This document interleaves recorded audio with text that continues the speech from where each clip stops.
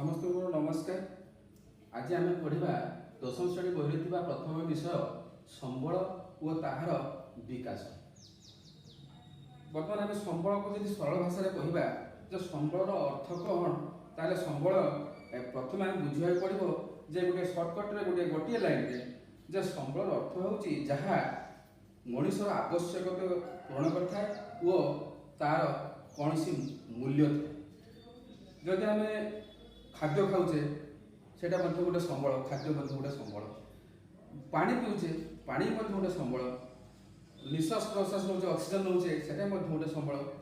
तो ये जना पड़े पिला जना पड़े ये गोटे आम अल्प समय भितर गोटे सर्टकट्रे गोटे संबल अर्थ बुझीना किंतु जदि आम विस्तार रूप से आम जब संबल को आम बुझा ताहले डेफिनेशन बहरे दिखाई मनुष्य तार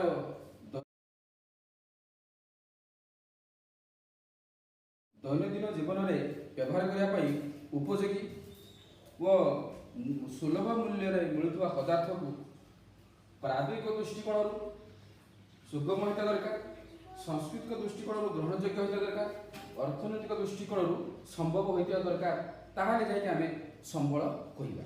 तेणु ये तीन पॉइंट्स आम बुझा पड़ो जे प्राद्विक दृष्टिकोण एवं सांस्कृतिक दृष्टिकोण ग्रहणयोग्य अर्थनैतिक दृष्टिकोण संभव होता दरकार, ताहले जाके से संबल गोटे पदार्थ परिणत हम। तेना आम जाचे जे बहुत जिनस अच्छी बहुत पदार्थ अच्छी जहाँकि अज्ञात अवस्था रही है, मनुष्य ताको संधान करी विभिन्न उपाय ताको उपयोग करिथा। तेणु जमी सपोज आम गोटे उदाहरण सुना सुना जो गोटे जगार थिला जब आम सुना को कहीं न पचारे कहीं न जानती ताले सेटा सांस्कृतिक दृष्टिकोण ग्रहणयोग्य सेटा हो पार ना। जो सुनाटा को जो मानवे लोक मैंने सांस्कृतिक दृष्टिकोण ग्रहणयोग्य तार बहुत मूल्य अच्छी भैल्यू अच्छी तापर आम जा प्रौद्योगिक दृष्टिकोण को आम जा टेक्नोलोजी दृष्टिकोण को आम जा। तेणु एथि मानिला सांस्कृतिक दृष्टिकोण ग्रहणयोग्य तापर प्रौद्योगिक दृष्टिकोण आमको सुगम होता दरकार।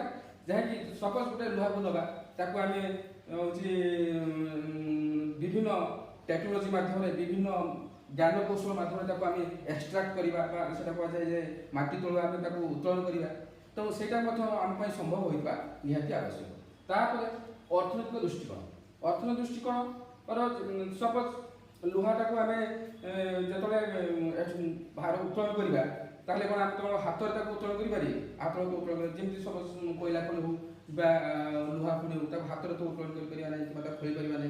तेणु बहुत टंका दरकार, जंत्रपाति दरकार, ज्ञान कौशल दरकार, से टंका बहुत अर्थ दरकार होता है। सीटा आम संभव होता दरकार। से संभव होगापर आम पुणी व्यवहार योग्य कर संबल परिणत कर बुझ। तेणु मनुष्य कौन करे ना प्रकृतिर सबू पदार्थ को संबल करने विभिन्न उपाय रूपांतरित करता है जहाँफल संबल रूपे व्यवहार करता है। सपोज गोटे उदाहरण तुमको देवी धर जा आगे उदाहरण पत्थर पत्थर गोटे खंड पड़ी से पत्थरटा तो कहीं पचार ना संबल बोली आम मानवा कि गोटे कारीगर जो नहीं से पत्थर गोटे मूर्ति तैयारी कर बहुत मूल्यवान होम उपयोगी आम आवश्यकता होते आम संबल कहवा गोटे मूल्यवान संबल रूप आम नाम देवा बुझे। तेणु मुझे भावी तुम ये तीन पॉइंट्स बुझी संबल अर्थ बुझी जाइए। यापर आम देखा जे संबल को जो देश भल भाव व्यवहार कर उपयोग कर सुव्यवहार कर से देश आज उन्नत हो पारी। जमी उदाहरण देवी जापान, इंग्लैंड, फ्रांस, जर्मनी बहुत देश धनी राष्ट्र मान सब विकसित राष्ट्र मान सब से आज निज संबल को भल भाव से उपयोग कर भल उपयोग कर व्यवहार करेंगे जहाँफल पृथ्वीर गोटे विकसित राष्ट्र से परिणत होती। ठीक अच्छे एवं आम पढ़ा जे जाने आम संबल को जो आम पदार्थ को आनी विभिन्न उपाय रूपांतर करूँ विभिन्न उपाय रूपांतर कर संबल रूपे मनुष्य व्यवहार करें।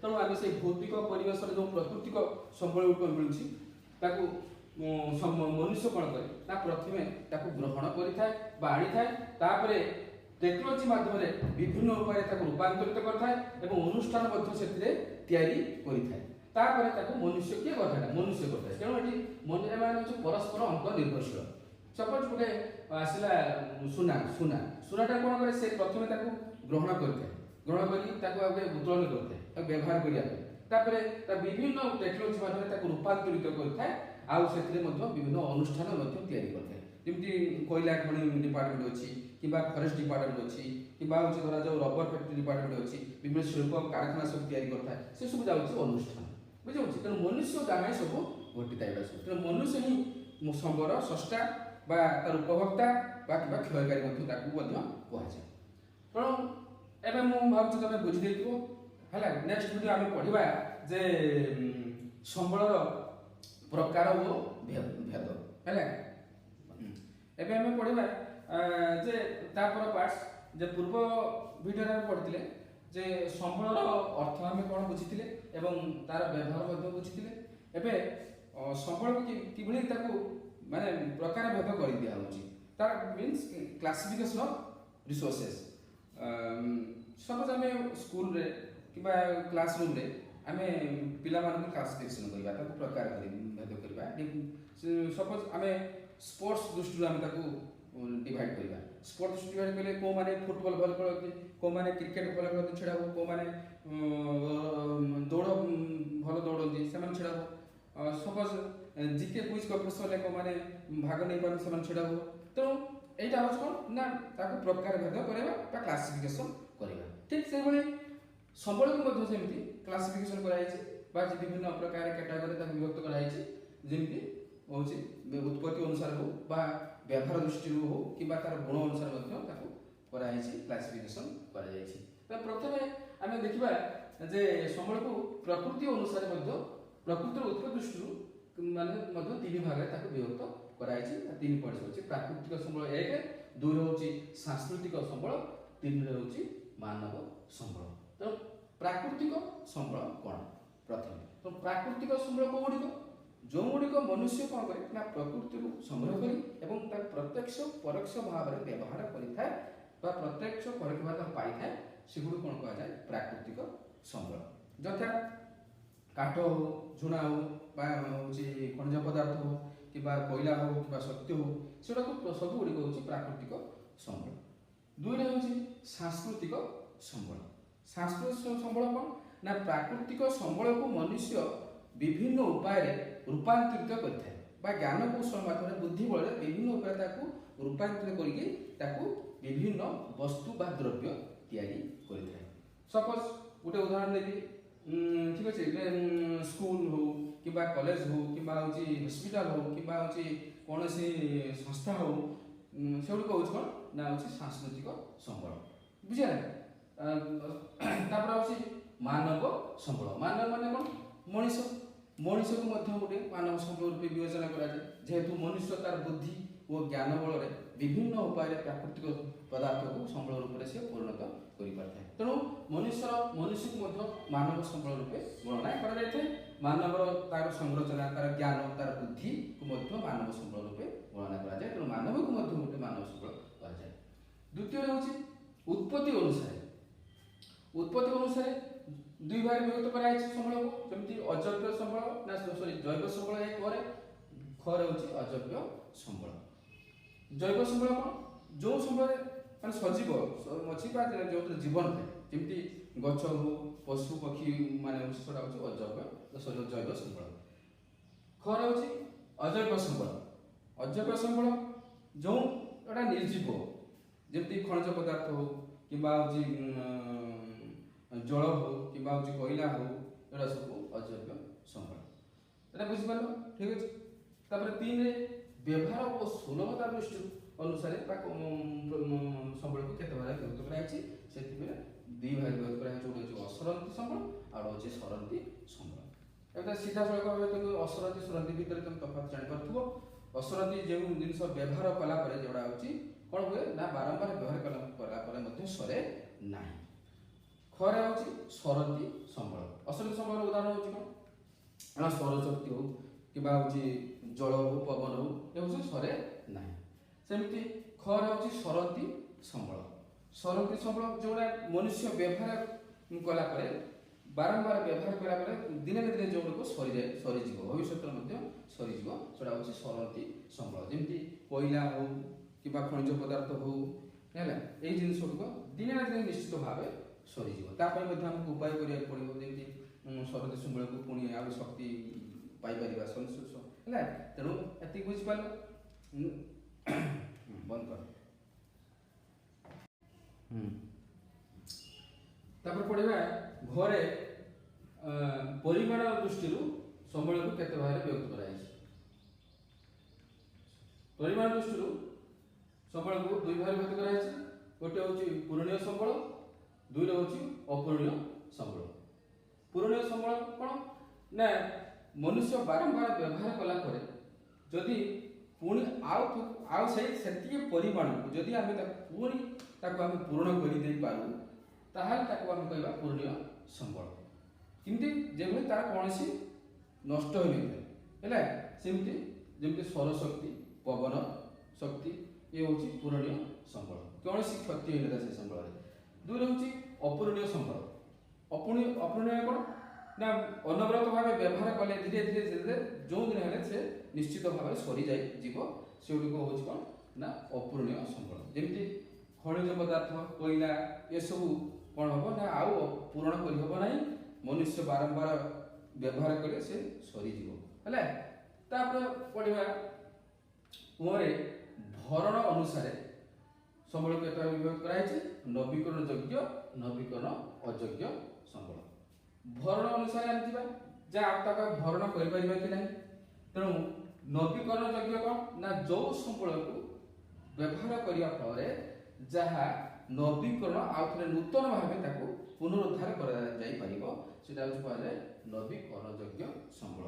ସପୋଜ ଜଳ, ମୃତ୍ତିକା, ବାୟୁ ଏସବୁ ଜିନିଷକୁ ଆମେ କ'ଣ କରିବା ନବୀକରଣ ଯୋଗ୍ୟ। ଧୀରେ ଧୀରେ ସେଟା ହେଉଛି ପୁଣି ନୂତନ ଭାବେ ତାକୁ ବ୍ୟବହାର କରାଯାଇପାରିବ। ଦୁଇରେ ହେଉଛି ନବୀକରଣ ଅଯୋଗ୍ୟ ସମ୍ବଳ। ନବୀକରଣ ଅଯୋଗ୍ୟ ସମ୍ବଳ ଅନବରତ ଭାବେ ମନୁଷ୍ୟ ସେହି ସମ୍ବଳକୁ ବ୍ୟବହାର କରିଥାଏ, ସେ ଆଉ ନବୀକରଣ ଅଯୋଗ୍ୟ ବୋଲି ବିବେଚିତ ହୋଇଥାଏ ବା ନବୀକରଣ ଅଯୋଗ୍ୟ ହୋଇଯାଇଥାଏ।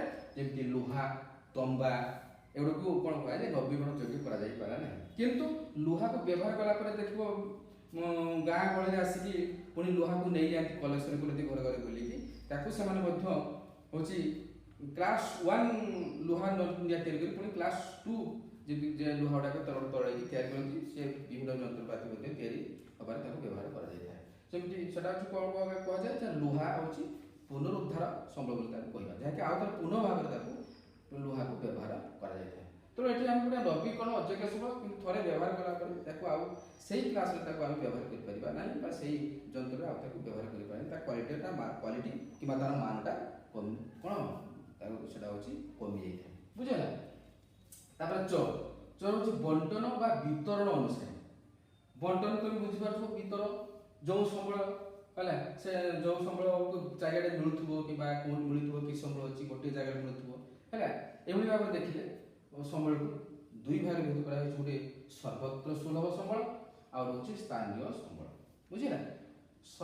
ସର୍ବତ୍ର ସୁଲଭ ସମ୍ବଳ ଯେଉଁଟା ହେଉଛି ଭୂମି, ଯେମିତି ଉଦାହରଣ ଦିଆଯାଇଛି ସେଟା ହେଉଛି ଚାରିଆଡ଼େ ମିଳିଥିବ, ବାୟୁ, ଜଳ ସବୁଆଡ଼େ ମିଳିଥାଏ। ତେଣୁ ସେଟା ହେଉଛି ସର୍ବତ୍ର ସୁଲଭ ସମ୍ବଳ। ତେଣୁ ପୃଥିବୀ ପୃଷ୍ଠରେ ଯେକୌଣସି ସ୍ଥାନ ସେଟା ମିଳିଯାଇପାରେ। ଦୁଇରେ ହେଉଛି ସ୍ଥାନୀୟ ସମ୍ବଳ। ସ୍ଥାନୀୟ ସମ୍ବଳ ଏକ ନିର୍ଦ୍ଦିଷ୍ଟ ସ୍ଥାନରେ ମିଳୁଥିବା ସମ୍ବଳକୁ କ'ଣ କୁହାଯାଏ ସ୍ଥାନୀୟ ସମ୍ବଳ। ଉଦାହରଣ ହେଉଛି ଖଣିଜ ପଦାର୍ଥ ହେଲା, କୋଇଲା ଏସବୁ କ୍ଷେତ୍ରରେ ଚାରିଆଡ଼େ ଏସବୁ ଜିନିଷ ଗୁଡ଼ିକ ମିଳେ ନାହିଁ। ଯେମିତି ଖଣିଜ ପଦାର୍ଥ ଯେମିତି ଆମେ ଓଡ଼ିଶା କେନ୍ଦୁଝରରେ ଆମେ ପାଉଛେ ହେଲେ ବହୁତ ମାତ୍ରାରେ ପାଉଛେ, କିନ୍ତୁ ଆମ ବାଲେଶ୍ୱରରେ ଖଣିଜ ପଦାର୍ଥ କିଛି ନାହିଁ। ବୁଝିପାରୁଛ। ସପୋଜ କୋଇଲା ଅନୁଗୁଳରେ ଆମେ ପାଉଛେ, କିନ୍ତୁ ଦେଖିଲା ଅନ୍ୟ ଜାଗାରେ ଆମେ ପାଉ ନାହିଁ। ସେମିତି ସେଟା ହେଉଛି ସ୍ଥାନୀୟ ସମ୍ବଳ ବୋଲି ତାକୁ ଆମେ କହିବା। ବୁଝିଲା।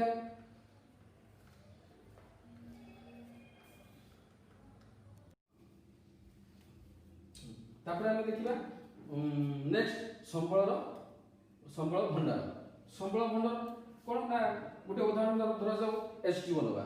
H2O କ'ଣ ନା ଉଦ୍ଜାନ ଓ ଅମ୍ଳଜାନ ଅଛି, ମିଶିଲେ ଜଳ ହୋଇଥାଏ। କିନ୍ତୁ ସେଇ ଜିନିଷଟା ଯେ ଆମେ ଭବିଷ୍ୟତରେ କ'ଣ କରିବା ତା ପାଖରୁ ମଧ୍ୟ ଆମେ ଶକ୍ତି ବହୁତ ମାତ୍ରାରେ ପାଇପାରିବା ଉଦ୍ଜାନ ପାଖରୁ, ଅକ୍ସିଜେନ ପାଖରୁ। କିନ୍ତୁ ତା ପାଖରେ ଆମ ପାଖରେ ଏବେ ଟେକ୍ନୋଲୋଜି ଅଛି, ଇଚ୍ଛା ତ ଅଛି କିନ୍ତୁ ଟେକ୍ନୋଲୋଜି ନାହିଁ। ସେମିତି ତାକୁ ଆମେ ବହୁତ ପରିମାଣ ବ୍ୟବହାର କରିପାରିବା ନାହିଁ। ତେଣୁ ସେଇଭଳିଆ ସମ୍ବଳକୁ ଆମେ କ'ଣ କରିବା, ସମ୍ବଳର ଭଣ୍ଡାରର କିଛି ଉଦାହରଣ ଆମେ ନେଇପାରିବା। ସେମିତି ନେକ୍ସଟ ଅଛି ଜଳ ଭଣ୍ଡାର। ଜଳ ଭଣ୍ଡାର କ'ଣ ନା, ଜଳ ଭଣ୍ଡାର ବହୁତ ମାତ୍ରାରେ ଜଳ ଭଣ୍ଡାର ଆମେ ଅଛି, ଡ୍ୟାମ୍ ବି ମଧ୍ୟ ଅଛି ଆମ ପାଖରେ, କିନ୍ତୁ ତାକୁ ଆମେ ଟେକ୍ନୋଲୋଜି ମାଧ୍ୟମରେ ମଧ୍ୟ ବହୁତ କ୍ଷେତ୍ରରେ ବହୁତ ଜାଗାରେ ଟେକ୍ନୋଲୋଜି ଦୃଷ୍ଟିରୁ ପ୍ରାକୃତିକ ଦୃଷ୍ଟିରୁ ଜଳ ଭଣ୍ଡାରରେ ଆମେ ବିଦ୍ୟୁତ ଉତ୍ପାଦନ ବା ଶକ୍ତି ଉତ୍ପାଦନ କରିପାରୁଛେ। ଆମେ ଏଇଟା ସେଥିପାଇଁ ତାକୁ ଟିକ୍ ମାରୁଛୁ, କିନ୍ତୁ ବ୍ୟବହାର ପାଇଁ ଇଚ୍ଛା ମଧ୍ୟ ଆମ ପାଖରେ ନାହିଁ। କାରଣ କ'ଣ ନା, ଇଚ୍ଛା ଏଥିପାଇଁ ନାହିଁ ଯେ ତାକୁ ଆମେ ଭବିଷ୍ୟତ ପାଇଁ ଆମେ କ'ଣ କରୁଛେ, ସବୁ ବ୍ୟବହାର ପାଇଁ ଆମେ ହେଉଛି ସଞ୍ଚୟ କରି ରଖୁଛେ, ସଂରକ୍ଷଣ କରି ରଖିଦେଉଛେ। ସେଥିପାଇଁ ଯଦି ଆମେ ସବୁଆଡ଼େ ଯଦି ବ୍ୟବହାର କରିଦେବା ତାହେଲେ ସେଇଟା ଆମକୁ କ୍ଷତି ପହଞ୍ଚିବ ଭବିଷ୍ୟତକୁ। ତେଣୁ ଆମେ ଭବିଷ୍ୟତ ପାଇଁ ମଧ୍ୟ ତାକୁ ଚିନ୍ତା କରିକି ସବୁ ଜଳ ଭଣ୍ଡାରରେ ବା ସବୁ ଡ୍ୟାମ୍ରେ ଆମେ ଜଳ ବିଦ୍ୟୁତ ଶକ୍ତି ଆମେ ଉତ୍ପାଦନ କରିପାରୁ ନାହୁଁ। ତେଣୁ ସେଇଟା ହେଉଛି ସଂରକ୍ଷିତ ସମ୍ବଳରେ ଆମେ ତାକୁ କୁହାଯାଇଛି ହେଲା। ତେଣୁ ଏବେ ତମେ କ୍ଲିୟର ବୁଝିପାରୁଛ, ଯେମିତି ବହିର ଦିଆଯାଇଛି ସେଥିରେ ମଧ୍ୟ ଆଉ ଟିକେ ପଢ଼ିଲେ ତମେ ବୁଝିଦେବ ମୋଷ୍ଟଲି ମୁଁ ଭାବୁଛି।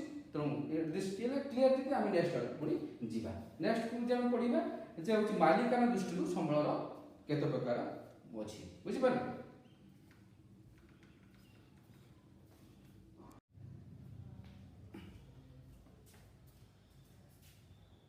ଠିକ ଅଛି, ଏବେ ଆମେ ପଢ଼ିବା ସମ୍ବଳର ସଂରକ୍ଷଣ ଓ ତାର ଯୋଜନା। ପ୍ରଥମ ଜିନିଷ, ଆମେ ସମ୍ବଳର ବିକାଶ ତ ପଢ଼ିଲେ, କିନ୍ତୁ ସେ ବିକାଶ ପାଇଁ ତ ମଧ୍ୟ ଯୋଜନା ଦରକାର, ତାର ସଂରକ୍ଷଣ ପାଇଁ ମଧ୍ୟ ତ ଯୋଜନା ଦରକାର। ତେଣୁ କାହିଁକି ଆମେ ସମ୍ବଳର ସଂରକ୍ଷଣ ଯୋଜନା ଏଠି କରିବା? ତେଣୁ ଆମେ ଯେଉଁ ପରିମାଣର ସମ୍ବଳ ମିଳୁଛି ମାନେ ସେଇ ପରିମାଣରେ ତା ଅର୍ଥ ନୁହେଁ ଯେ ଆମେ ସମ୍ପୂର୍ଣ୍ଣ ଭାବେ ବ୍ୟବହାର କରିବା। ଉଦାହରଣ ସ୍ୱରୂପ ବହୁତ ମଧ୍ୟ ଅଛି, ବହୁତ ଦେଶ ଯାହାକି ଅଳ୍ପ ସମ୍ବଳ ଅଛି ବା କମ୍ ସମ୍ବଳ ଅଛି, ସେ ମଧ୍ୟ ଯୋଜନା କରିବା ଉଚିତ ସେ କିଭଳି ସେଇ ଅଳ୍ପ ସମ୍ବଳ କିଭଳି ଭଲ ଭାବେ ତାକୁ ବ୍ୟବହାର କରିପାରିବେ।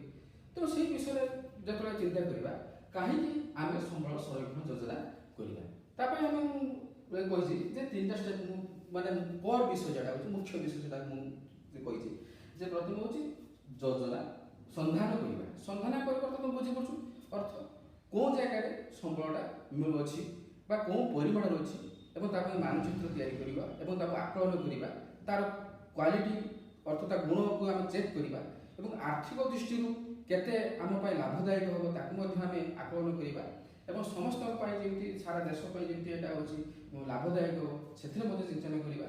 ତେଣୁ ଏହି ସନ୍ଧାନ କରିବା ବିଷୟରେ ସେଇ ଭିତରେ ସବୁ ଆସିଯାଉଛି। ତେଣୁ ପ୍ରଥମ ଜିନିଷ ହେଉଛି ଗୋଟେ ଖଣିଜ ଦ୍ରବ୍ୟ ଯେତେବେଳେ ମିଳୁଛି ତାହା ତ ସେଇଠି ଆମେ ପ୍ରଥମେ ସନ୍ଧାନ କରିବା। ସପୋଜ ଝାଡ଼ଖଣ୍ଡ ଗୋଟେ ଜାଗା ଅଛି, ମାନେ ଖଣିଜ ଦ୍ରବ୍ୟ ଜାଗା ସେଠି ମିଳୁଛି ତାକୁ ଆକଳନ କରାହେଉଛି, ଆକଳନ କରିକି ପୁଣି ବିଭିନ୍ନ ଇଣ୍ଡଷ୍ଟ୍ରି ବା ଶିଳ୍ପ କାରଖାନାକୁ ନେଇକି ତାକୁ ବଣ୍ଟନ କରାହେଉଛି। ବଣ୍ଟନ କଲା ପରେ ସେଠି ବିଭିନ୍ନ ଯନ୍ତ୍ରପାତି ଯନ୍ତ୍ରାଂଶ ସବୁ ତିଆରି ହେଉଛି।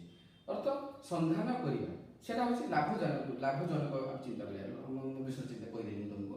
ପ୍ରଥମେ ଆସୁଛି ସନ୍ଧାନ କରିବା ଗଲା, ତାପରେ ହେଉଛି ସନ୍ଧାନ କରିବା ପରେ ତାପରେ ତାକୁ ଉତ୍ତୋଳନ କରିବା, ମାଟି ତଳକୁ ତାକୁ ବାହାର କରିବା, କୌଣସି ଯେକୌଣସି ଖଣିଜ ଦ୍ରବ୍ୟ ଗୁଡ଼ିକ ତାକୁ ବାହାର କରିବା। ତେଣୁ ସେଟା ତା ପାଇଁ ଉପଯୁକ୍ତ ମଧ୍ୟ ଯୋଜନା ଦରକାର। ତେଣୁ କ'ଣ ଏପ୍ରୋପ୍ରିଏଟ୍ ଟେକ୍ନୋଲୋଜି ବା କେଉଁ ବୈଷୟିକ ଜ୍ଞାନ ସେଠି ଖର୍ଚ୍ଚ ହେବ ବା ଲାଗିବ, କେଉଁ ଜ୍ଞାନକୌଶଳ ସେଠି ଲାଗିବ ମାନେ ବ୍ୟବହାର ହେବ, ସେଇ ବିଷୟରେ ତାକୁ ଚିନ୍ତା କରାଯାଏ ପ୍ରଥମେ।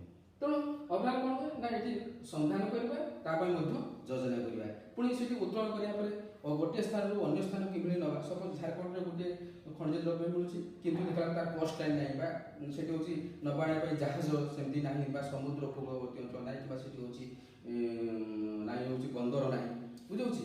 ସେମିତି ସେଥିପାଇଁ କ'ଣ କରାଯାଏ ନା ଗୋଟିଏ ରାଜ୍ୟରୁ ମଧ୍ୟ ଅନ୍ୟ ଜାଗାକୁ ମଧ୍ୟ ତାକୁ ପରିବହନ ଦ୍ୱାରା ମଧ୍ୟ ସେ ସମ୍ବଳକୁ ନେଇ ଦିଆଯାଏ ହେଲା। ତାପରେ ହେଉଛି ଗଲା ହେଉଛି ସମ୍ପୂର୍ଣ୍ଣ ଯୋଜନା।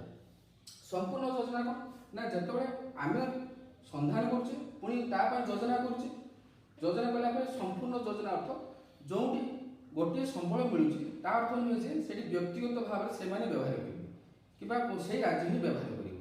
ତା ଅର୍ଥ କ'ଣ ନା ଆମେ ଚିନ୍ତା କରିବା ଯେ ହେଉଛି ସାରା ଦେଶ ପାଇଁ ଯେଉଁଟା ଉପଯୁକ୍ତ ତାକୁ ବ୍ୟବହାର କରିପାରିବେ। ତେଣୁ ଗୋଟିଏ ସମ୍ବଳକୁ ସାରା ନେସନ୍ ତାକୁ ବ୍ୟବହାର କରିବ, ତାକୁ ଉପଭୋଗ କରିବ। ତେଣୁ ତା ପାଇଁ ମଧ୍ୟ ଯୋଜନା ନିହାତି ଆବଶ୍ୟକ। ତେଣୁ ସମ୍ପୂର୍ଣ୍ଣ ଯୋଜନାରେ ଏଟା ଯାଉଛି, ବୁଝିପାରିଲ। ଯେ ସପୋଜ ଗୋଟେ ଲୌହ ଖଣି ମିଳିଲା କିମ୍ବା କୋଇଲା ଖଣି ମିଳିଲା, ଖାଲି ତାର ନୁହେଁ ଯେ ସେଇ ରାଜ୍ୟ ହିଁ ଯେଉଁ ରାଜ୍ୟରେ ମିଳିଲା ସେଇ ରାଜ୍ୟ ହିଁ ତାକୁ ବ୍ୟବହାର କରିବ। ତେଣୁ ତାକୁ ସାରା ରାଜ୍ୟ ତାକୁ ବ୍ୟବହାର କରିବା ପରେ ସାରା ଦେଶ ମଧ୍ୟ ତାକୁ ବ୍ୟବହାର କରିବ ଏବଂ ଆହୁରି ମଧ୍ୟ ଇଣ୍ଟରନ୍ୟାସନାଲ ବା ଆନ୍ତର୍ଜାତିକ ସ୍ତରରେ ମଧ୍ୟ ତାକୁ ଆମେ ତାକୁ କ'ଣ କରିବା ଇମ୍ପୋର୍ଟ ବା ଏକ୍ସପୋର୍ଟ ମଧ୍ୟ କରିପାରିବା ସେଇ ସମ୍ବଳ ଗୁଡ଼ିକ। ତେଣୁ ସେଇ ଯୋଜନା ମଧ୍ୟ ଏଠି କରାଯାଏ। ତେଣୁ ସମ୍ପୂର୍ଣ୍ଣ ତାକୁ ଯୋଜନା କରାଯାଏ। ତାପରେ ଯାଇକି ସେ ଏତିକି ଜିନିଷ ସରିଯିବା ପରେ ଆକଳନ ହୋଇସାରିବା ପରେ ତାକୁ ଏକ୍ସଟ୍ରାକ୍ଟ କଲା ପରେ ପୁଣି ତାକୁ ସମ୍ପୂର୍ଣ୍ଣ ଯୋଜନା କଲା ପରେ ତାପରେ ହେଉଛି ସେ ସମ୍ବଳକୁ ଗୋଟିଏ ଜାଗାରୁ ତାକୁ ବାହାର କରିକି ତାକୁ ବ୍ୟବହାର କରିବା ପାଇଁ ଉପଯୁକ୍ତ ହୋଇଥାଏ। ବୁଝିପାରୁଛୁ? ତେଣୁ ଏତିକି ମୁଁ ଭାବୁଛି କ୍ଲିୟର। ତେଣୁ ପ୍ରଥମେ ଆମେ ବୋଲେ ସମ୍ବଳ ସଂରକ୍ଷଣ ଯୋଜନା କାହିଁକି ଆମେ ତାକୁ ସମ୍ବଳ ସଂରକ୍ଷଣ ଯୋଜନା କରିବା ଏବଂ 3ଟି ଷ୍ଟେପ୍ ତୁମକୁ କହିଲି ଯେ ସନ୍ଧାନ କରିବା ଓ ଯୋଜନା ଓ ସମ୍ପୂର୍ଣ୍ଣ ଯୋଜନା। ତେଣୁ ପ୍ରଥମେ ତ ଆମେ ଯୋଜନା କରିବା, କିନ୍ତୁ ସମ୍ବଳ ସଂରକ୍ଷଣ କେମିତି କରିବା? ସମ୍ବଳ ସଂରକ୍ଷଣ ହେଉଛି ଯେ ଆମେ ଯେତିକି ବ୍ୟବହାର କରୁଛେ ସେତିକି ବ୍ୟବହାର ସୁବିନିଯୋଗ କରିବା ବା ସୁବ୍ୟବହାର କରିବା ଏବଂ ଆମର ପର ପିଢ଼ି ପାଇଁ ମଧ୍ୟ ତାକୁ ସଞ୍ଚି କରି ରଖିବା। ସେଇଟା ହେଉଛି ସମ୍ବଳର ସଂରକ୍ଷଣ, ଯାହାକି ଏଇ ଗୋଟେ ମହାତ୍ମା ଗାନ୍ଧୀଙ୍କର ଗୋଟେ ଭଲ ଷ୍ଟେଟମେଣ୍ଟ ଦିଆଯାଇଛି, there is enough for everybody needs but not for everybody greeds. ତା ଅର୍ଥ ମହାତ୍ମା ଗାନ୍ଧୀ କହିଛନ୍ତି ଯେ ଯେତିକି ଆମ ପ୍ରାକୃତିକ ସମ୍ବଳକୁ ଆମେ ପାଉଛେ ହେଲେ ଯେତିକି ଦରକାର ଆମେ ସେତିକି ବ୍ୟବହାର କରିବା ଉଚିତ। ତା ମାନେ ନୁହେଁ ଯେ ଆମେ ଆମର ଯେତିକି ଲୋଭ ହେଉଛି ସେ ଯେତିକି ଆକଳନ କରୁଛେ ବା ଯେତିକି ଆମ ଦରକାର ତାଠାରୁ ଅତ୍ୟଧିକ ଆମେ କ'ଣ କରିବା ବ୍ୟବହାର କରିବା। ତେଣୁ ସେ କହୁଛି ଯେ ଆମେ ତା ଅର୍ଥ ଏଠି ବୁଝଉଛି ମହାତ୍ମା ଗାନ୍ଧୀ କହିବା ଅର୍ଥ ଆମର ଯେତିକି ଆବଶ୍ୟକ ତୁମେ ସେତିକି ବ୍ୟବହାର କର, ତାହା ନୁହେଁ ଯେ ତୁମ ଲୋଭଟାକୁ ସନ୍ତୁଷ୍ଟ କରିବା ପାଇଁ ତାକୁ ବ୍ୟବହାର କର। ଆଉ ଗୋଟେ ମଧ୍ୟ ଷ୍ଟେଟମେଣ୍ଟ ମହାତ୍ମା ଗାନ୍ଧୀ ଦେଇଥିଲେ ଯେ ମଡର୍ଣ୍ଣାଇଜେସନ ଟେକ୍ନୋଲୋଜି ବିଷୟରେ। The modern technology is the crisis of ବା is the cause of the resources depletions बा रिसोर्सेस रिड्यूशंस। तेणु तार जो मॉडर्न टेक्नोलॉजी जो आसला जो मॉडर्न टेक्नोलॉजी आसी ना मॉडर्न टेक्नोलॉजी विभिन्न शिल्प कारखाना प्रचुर मात्रा संबल को व्यवहार करी से मास उत्पादन कर प्रचुर उत्पादन कर किंतु जी आवश्यक से उत्पादन हो पार। तेणु महात्मा से आमर जी आवश्यक से उत्पादन हो अर्थ नहीं मॉडर्न टेक्नोलॉजी आसगला तार आम प्रचुर भाव उत्पादन करवा है। मुझे भावुँ तुम ये क्लीयर हो पार। मोर नमस्कार। परवर्ती वीडियो को आम आउ गोटे विषय पढ़ा। धन्यवाद।